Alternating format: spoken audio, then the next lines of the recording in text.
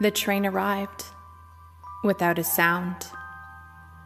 No rumble beneath the tracks. No wind rushing past. No warning at all. Just presence. The doors opened and no one moved. Not the man on the bench. Not the woman by the edge. Not even me at first. Because something about it felt wrong.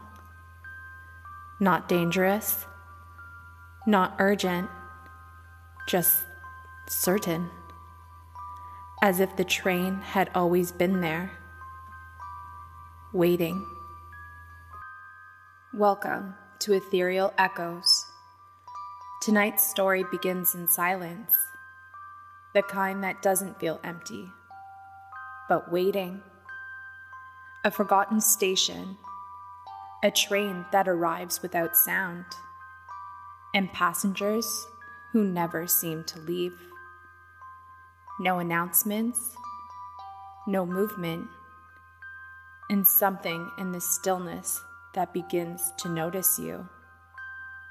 If you find yourself drawn to these stories and want to listen ad-free, you can join us on Patreon, where the full experience continues uninterrupted. Settle in, dim the lights, and whatever you do, don't miss your stop.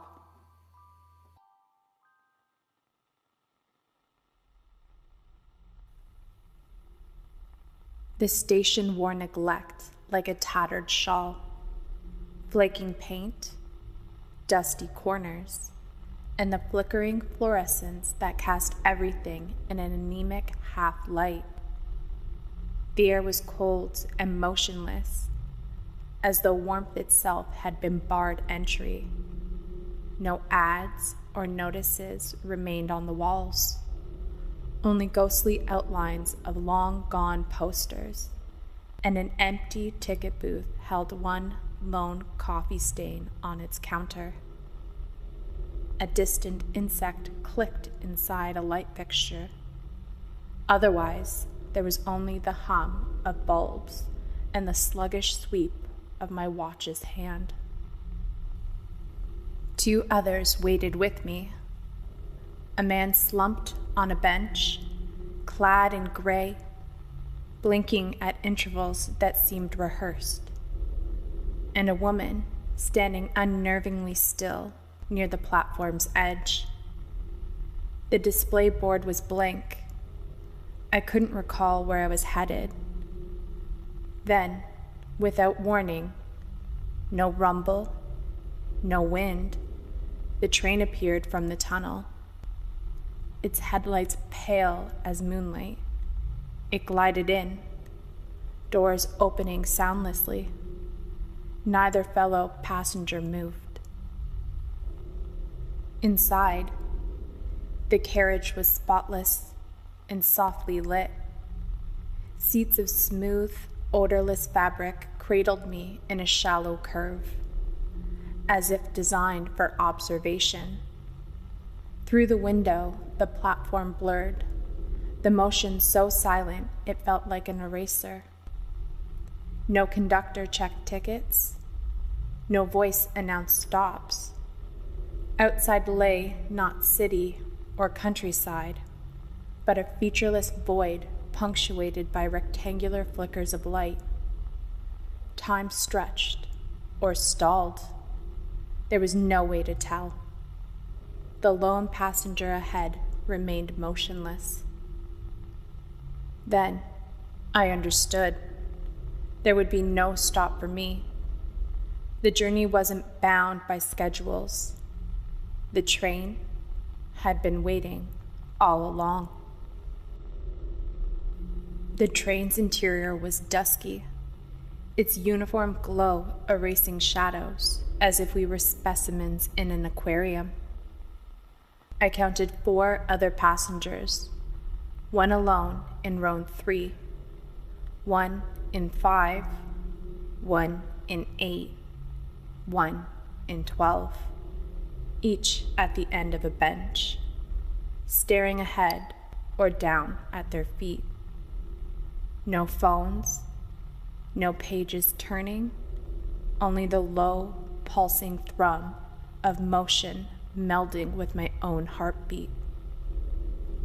I set my backpack beside me, an abrupt breach of etiquette, yet unnoticed.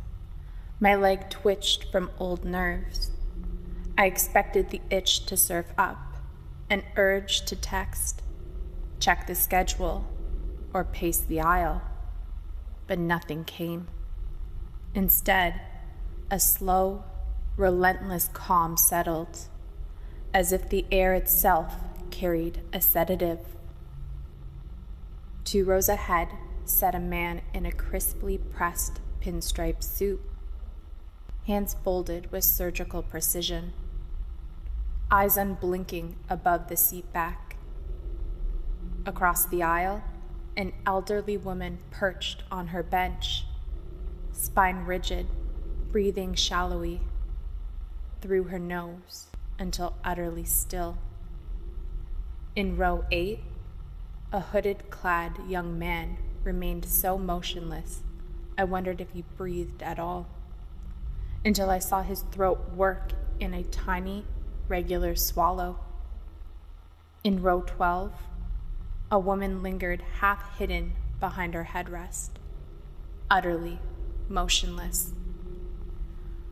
I held my breath just to match them, then failed and exhaled, feeling oddly superfluous. I hadn't checked my phone since boarding, hadn't even thought to, and the absence of that need was both relief and warning. My hand traced the seam of my jeans until that small motion chafed, and I stilled it, too.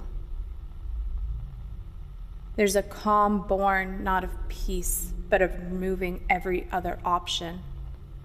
My mother once said that if you sit quietly long enough, the world reveals what it hides. I thought she meant birds or cats. Now, I understood she meant everything else stops, and you're left alone with only yourself. Outside, the tunnel gave way to vague, unnameable shapes of light. Time warped. 13 minutes on my watch felt both brief and endless. None of us moved. I leaned back, closed my eyes, and I knew I could remain like this forever. The train's hum swallowed every sound. I dismissed a faint click until an intercom cut through. Next stop, Solferre.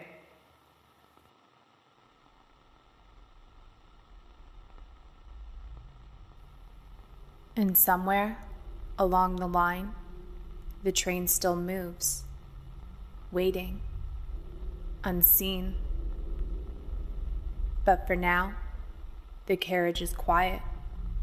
The motion has settled, and whatever sat beside you has gone still.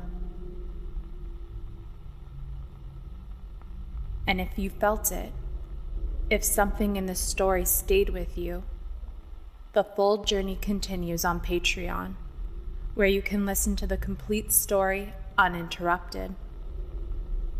If you choose to continue, it'll be waiting there for you. Let the story fade, let the silence return, and rest. Good night.